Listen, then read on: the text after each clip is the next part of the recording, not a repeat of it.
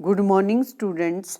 आज हम हिंदी व्याकरण का पाठ 25 समुच्चय बोधक पढ़ेंगे और समझेंगे। बच्चों, समुच्चय बोधक क्या होते हैं? आइए हम एक छोटी सी कहानी के माध्यम से समुच्चय बोधक को जानने का प्रयास करेंगे।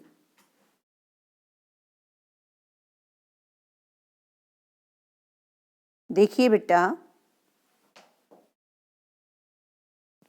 कौरव और पांडव गुरु द्रोणाचार्य से धनुर्विद्या सीखते थे, परंतु दोनों के स्वभाव में पर्याप्त अंतर था।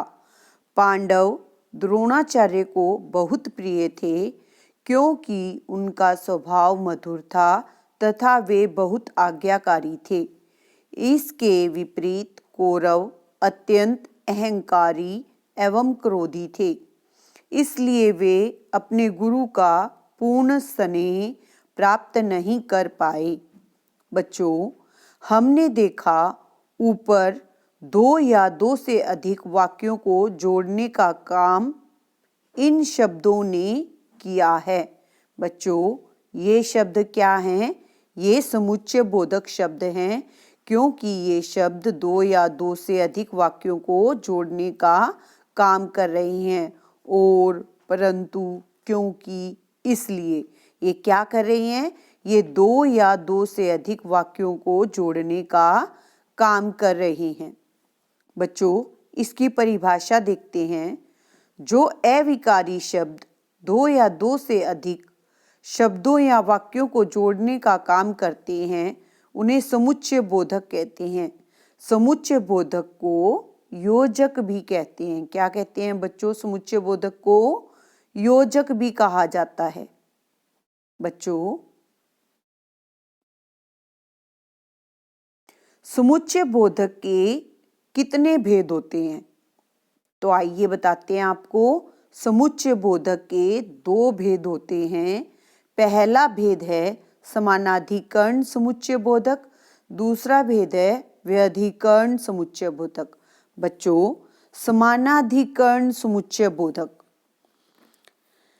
जो अव्यय पद दो या दो से अधिक समान पदों, पदबंधों, उपवाक्यों अथवा वाक्यों को परस्पर जोड़ते हैं वे समानाधिकरण समुच्चय बोधक अव्यय कहलाते हैं। क्या कहलाते हैं वो? समानाधिकरण समुच्चय बोधक अव्यय कहलाते हैं। इसी प्रकार से बच्चों, व्यधिकरण समुच्चय बोधक जो अव्यय पद किसी वाक्य के दो या दो से अधिक आश्रित उपवाक्यों को जोड़ते हैं उन्हें व्यधिकरण समुच्चय बोधक अव्यय कहते हैं। बच्चों, जो अव्यय पद किसी वाक्य के दो या दो से अधिक आश्रित, क्या बोला मैंने? आश्रित उपवाक्यों को जोड़ते हैं उन्हें व्यधिकरण समुच्चय बोधक अव्यय कहते हैं। बच्चों, हम इसके कुछ उदाहरण देखते हैं चित्रों के माध्यम से। सबसे पहले हम देखेंगे बच्चों, मेरा विद्यालय बड़ा और साफ सुथरा है। बच्चों, आपने देखा आपका विद्यालय कैसा है? बड़ा है और साफ सुथरा है। जो ये और शब्द है इसने दो वाक्यों को जोड़ने का काम किया है। इसी प्रकार से दूसरा उदाहरण देखिए, व्यायाम करो ताकि सेहत बनी रहे। बच्चों, आपने पिक्चर देखी, व्यायाम करो ताकि सेहत बनी रहे। यहाँ पर ताकि शब्द ने दो वाक्यों को जोड़ने का काम किया है। क्या है बच्चों? ये ताकि समुच्चय बोधक का कार्य कर रहा है। किसका काम कर रहा है? समुच्चय बोधक का काम कर रहा है। बच्चों, इसी प्रकार से हम देखेंगे, अध्यापक ब्लैक बोर्ड पर गणित के सूत्र समझा रहे थे पर छात्र समझ नहीं पा रहे थे। बच्चों, टीचर क्या कर रहा है? ब्लैक बोर्ड पर मैथ के सम समझा रहा है। पर का मतलब परंतु छात्र समझ नहीं पा रहे थे। यहाँ पर जो पर शब्द है, इस पर ने दो वाक्यों को जोड़ने का काम किया है। ये क्या कहलाएगा बच्चों? ये समुच्चय बोधक कहलाएगा। क्या कहलाएगा? ये समुच्चय बोधक कहलाएगा बच्चों। क्या कहलाएगा? समुच्चय बोधक। आगे देखिए बेटा,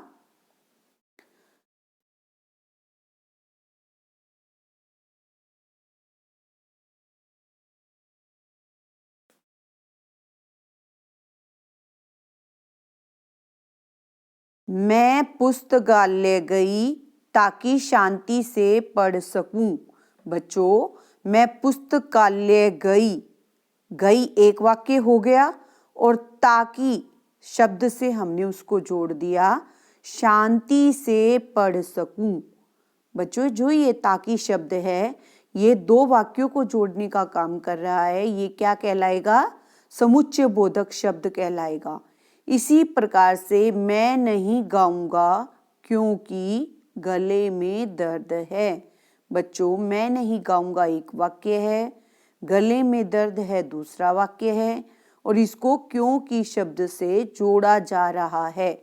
इसी प्रकार से हम देखेंगे विभीषण ने रावण को बहुत समझाया। बच्चों, ये एक वाक्य है, किंतु रावण ने एक न सुनी। बच्चों, ये दूसरा वाक्य है। क्या? विभीषण ने रावण को बहुत समझाया, किंतु शब्द से उसको क्या कर दिया? जोड़ दिया। ये व्यधिकरण समुच्चय बोधक कहलाएगा बच्चों। और किंतु शब्द जो है वो समुच्चय बोधक है और ये दो वाक्यों को जोड़ने का काम कर रहा है। इसी प्रकार से खाया नहीं इसलिए कमजोर हो गया। खाया नहीं एक वाक्य है, कमजोर हो गया दूसरा वाक्य है। इसको किससे जोड़ दिया? इसलिए से जोड़ दिया। खाया नहीं इसलिए कमजोर हो गया। तो बच्चों, किसको जोड़ दिया? इसलिए योजक शब्द से दो वाक्यों को जोड़ दिया और ये क्या बन गया? ये समुच्चय बोधक बन गया। क्या बना बच्चों? समुच्चय बोधक बना। आगे देखिए, आसमान में बादल देखकर लगता है मानो वर्षा होगी। बच्चों, आसमान में बादल देखकर लगता है एक वाक्य है, वर्षा होगी दूसरा वाक्य है। उसको किससे जोड़ा है हमने? मानो शब्द से जोड़ा है। मानो समुच्चय बोधक शब्द है। इसको हमने दो वाक्यों को जोड़ने का प्रयोग किया है, दो वाक्यों को जोड़ने के लिए, और मानो शब्द हमारा समुच्चय बोधक कहलाएगा। इसी प्रकार से बच्चों, राम और श्याम की आपस में बहुत बनती है। यहाँ बच्चों हमने दो वाक्य नहीं लिए, क्या लिए हैं? दो शब्द लिए हैं। और जब शब्द वाक्य में प्रयोग हो जाते हैं तो वो पद बन जाते हैं। यानी दो पदों को जोड़ा है किसने? और शब्द ने। ये और शब्द क्या है? समुच्चय बोधक का काम कर रहा है। बच्चों, बच्ची और माताजी पार्क में खेल रही हैं। यहाँ पर बच्ची और माताजी जो हैं वो कहाँ खेल रही हैं? पार्क में। तो इसको किससे जोड़ा? और शब्द से जोड़ा। और ये और क्या है बच्चों? ये समुच्चय बोधक का काम कर रहा है। ये दो शब्दों को जो वाक्य में प्रयोग होने पर पद बन जाते हैं, दो पदों को जोड़ने का काम कर रहा है। और क्या है? समुच्चय बोधक शब्द है। इसी प्रकार से बच्चों हम आगे देखेंगे, बाबा धीरे चलते हैं क्योंकि वे बूढ़े हो गए हैं। बच्चों, यहाँ पर बाबा धीरे चलते हैं ये एक वाक्य है, वे बूढ़े हो गए हैं ये दूसरा वाक्य है। क्योंकि इसको जोड़ रहा है ये समुच्चय बोधक शब्द है। ये व्यधिकरण समुच्चय बोधक शब्द है। बच्चों, आपको समुच्चय बोधक का लेसन समझ में आ गया होगा। आगे देखिए, विस्मय आदि बोधक शब्द। बेटा,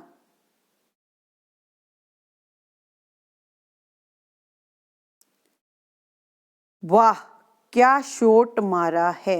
बच्चों, जब हम किसी भी शब्द के लिए हमें हर्ष, उल्लास, विस्मय, शोक, ग्लानि, घृणा, लज्जा, भय आदि का भाव अनायास निकलता है, उसे हम विस्मय आदि बोधक शब्द कहते हैं। आपने यहाँ देखा, वाह शब्द निकला हमारे मुंह से और हमने ये उनको शाबाशी के लिए या प्रसन्नता, हर्ष बोध के लिए इस शब्द का प्रयोग किया। बाप रे बाप, इतना बड़ा सांप। यहाँ पर हमने जो बाप रे बाप शब्द है वो किसके लिए प्रयोग किया है बच्चों? भय बोधक शब्द के लिए। किसके लिए प्रयोग किया है? भय बोधक शब्द के लिए। ये क्या है? विस्मय का बोध करा रहा है। क्या करा रहा है? ये विस्मय का बोध करा रहा है। आगे देखिए, अरे आप कब आए। यहाँ पर जो अरे शब्द है ये संबोधन बोधक का प्रयोग हो रहा है। यहाँ पर उन्हें संबोधित कर रहे हैं, अरे आप कब आए। आगे देखिए बच्चों, उफ, बेचारा बस से गिर गया। बच्चों, ये उफ जो है वो शोक बोधक, विस्मय आदि बोधक शब्द है। इसी प्रकार से छी, कितनी बदबू आ रही है, ये तिरस्कार बोधक शब्द का प्रयोग करवा रहा है। खबरदार, खबरदार, सामने गड्ढा है। बच्चों, जो ये खबरदार शब्द है ये हमें किसी से चेतावनी का बोध करवा रहा है, दूर रहने का बोध करवा रहा है। आगे देखिए बेटा,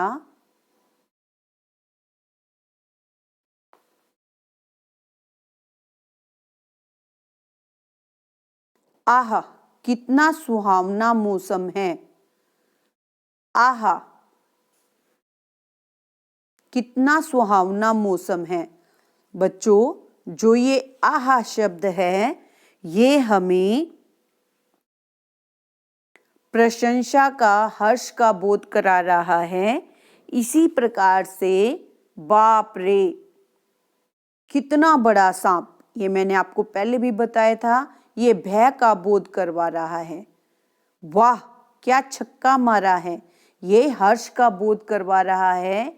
और इसी प्रकार से उफ कितनी बदबू आ रही है, ये जो है तिरस्कार बोधक शब्द है। बच्चों, ये हमें शोक का, गंदगी का बोध करवा रहा है।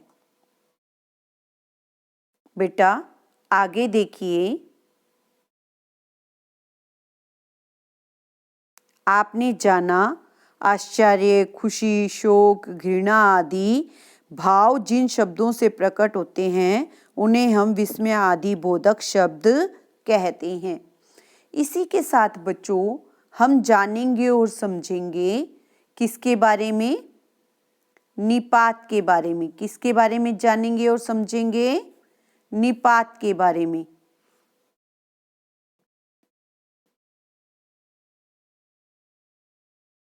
देखिए बेटा, निपात, मुझे आम ही खाना है। बेटा पहले खाना खा लो फिर आम भी खा लेना।